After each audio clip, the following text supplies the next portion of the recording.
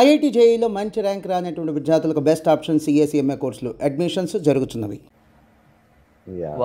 Super duper sir ఇది. చాలా మందికి లైఫ్ వచ్చిందండి ఈ మూవీతో. అవును, దిస్ ఇస్ ఆనంద్ తర్వాత నేను చేసిన ఫిల్మ్ అనమాట. ఈ షూటింగ్ టైంలోనే శేఖర్ కమల ఫోన్ చేసి గోదావరి సినిమా అడిగాడు. నేను అన్నాను శేఖర్ ఇక్కడ వచ్చేసి అన్నాడు శేఖర్. అక్కడ మా ఇద్దరికి కొంచెం రిఫ్ట్ వచ్చింది. ఎందువల్ల? గోదావరి నేను చేయలేనని. దానివల్ల అంతే. సుమంత్ గారు చేశారు. అవును, సుమంత్ గారు చేశారు. గోదావరి మీరు చేయాలైతే. యాక్చువల్గా నాకు ఫస్ట్ శేఖర్ కమల అడిగారు. బట్ అంతే అండి, ఎవరికి రాసి పెట్టుందో అదే అవుతుందండి. అంటే ఆ టైంలో బాగా ఫిక్స్ అయిపోయినారులే ఈ జోనర్ ఆఫ్ సబ్జెక్ట్స్ కూడా. రాజా గారు బాగా యాప్ట్ అవుతారు అనుకునేవాళ్ళు డైరెక్టర్స్ కూడా. నేను చెన్నై ఎయిర్పోర్ట్లో ఫ్లైట్ బోర్డ్ చేయడానికి అక్కడ వెయిట్ చేస్తున్నాను. ఒక 65 years 70 years వ్యక్తి వచ్చి, ఏమయ్యా నీకు బుద్ధి ఉందా, తిట్టడం మొదలు పెట్టాడు. గోదావరి సినిమా ఎందుకు చేయలేదు అన్నాడు. నీకు దండం పెడతారా బాబు, నాకు అవకాశం కుదరలేదు కాబట్టి.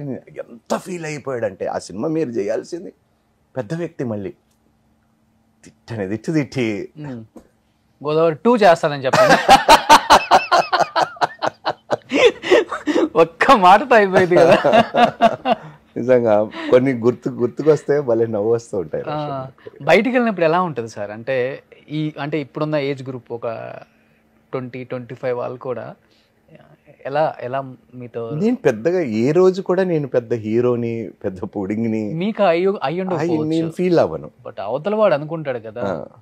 ఇప్పుడు ఈ రోజు కూడా చాలా మంది ఆప్యాయతంగా పలకరిస్తారు, వస్తారు. కొంతమందికి ఏమిటంటే భయం ఉంటుంది, ఒక వ్యక్తిని, ఒక హీరోని అప్రోచ్ కావాలంటే వాళ్ళు ఎలా రియాక్ట్ అవుతారో ఏమంటారు. బట్ అందరిని పలకరిస్తాను, అందరితో మాట్లాడతాను. నేను అంటాను,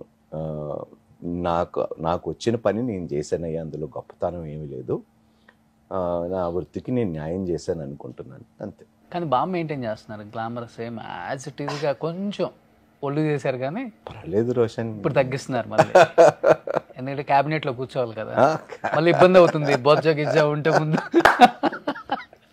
తిరగాలి కొంచెం. లేదు, ఒకసారి క్యాంపెయినింగ్ స్టార్ట్ అయిపోతే రాజా అనే నేను I'm not here to contest or anything, but I'm here to give my services to the party. అంటే ఇప్పుడున్న రాజకీయాలు ఎట్లా అయిపోయినాయి అంటే, ఎయిదర్ డబ్బు సంపాదించుకోవడం కోసమే వచ్చే రాజకీయ నాయకులు ఎక్కువైపోయారని ప్రజలకు కూడా అర్థమైపోయింది. ప్రజలు అదే అర్థం చేసుకుంటున్నారు. నాకు అవసరం లేదు, నేను డబ్బు సంపాదించుకోవాలి, నేను కూడబెట్టుకోవాలి. నేను నా పిల్లలు సుఖంగా బ్రతికే అంత ఆ భగవంతుడు ఇచ్చాడు. ఒక 1000 కోట్లు వచ్చేస్తారు ఇప్పుడు ఐటీ వాళ్ళు. అంటే ఇప్పుడు మీరు చాలా పాజిటివ్ ఇలా చెప్పారు sir, I agree with you.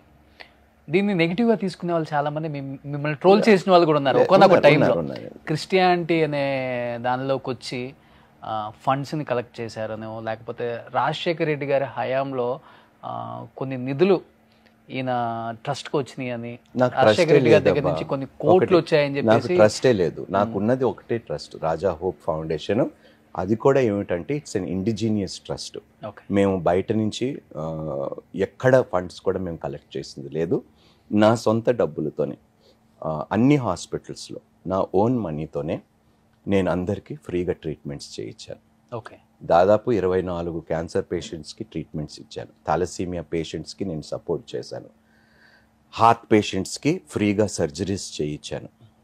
అప్పుడు మూవీ ఇండస్ట్రీలోనే నాకు డబ్బు ఉన్నది కాబట్టి నేను చేయగలిగాను. బయట నుంచి రూపాయి తీసుకొని చేసింది ఇండస్ట్రీలో అందరికీ తెలుసు.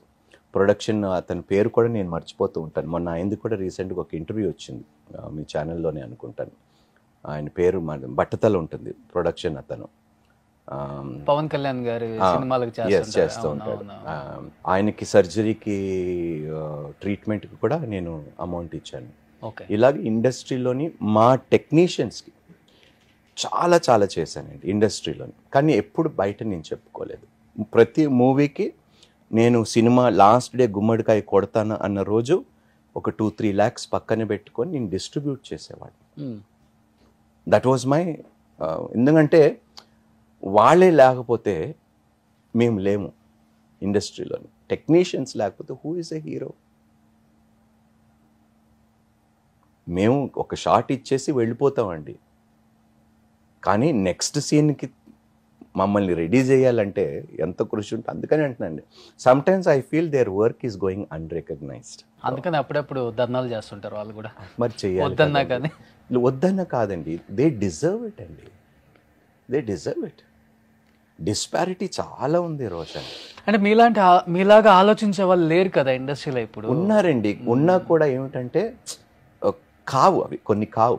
అందరూ ఫైనాన్షియల్ పాయింట్ ఆఫ్ వ్యూలోనే ఆలోచిస్తారు. నాకేంటి అనుకునే వాళ్ళే ఉంటారు, కానీ నీకేంటో నేను ఆలోచిస్తానని చెప్పేవాళ్ళు ఎంతమంది ఉంటారు చెప్పండి. నేను ఒక మాట సహజంగా చెప్తూ ఉంటాను. నేను ఎక్కడైనా బయటికి వెళ్ళినప్పుడు, సభల్లో మాట్లాడుతున్నప్పుడు, మీలో పేదవారు ఎంతమంది ఉన్నారని అడిగితే చాలామంది చేతులు ఎత్తారండి.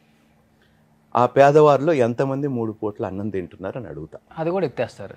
అందరు చేతులు ఎత్తారు. ఇంకా మీరు పేదవాళ్ళు ఏంటయ్యా, 3 పూట్ల అన్నం తిని కడుపు నిండగా తిన్నవాడు వాడంత ధనవంతుడు ఆ రోజుకి ఎవడు లేడయ్యా.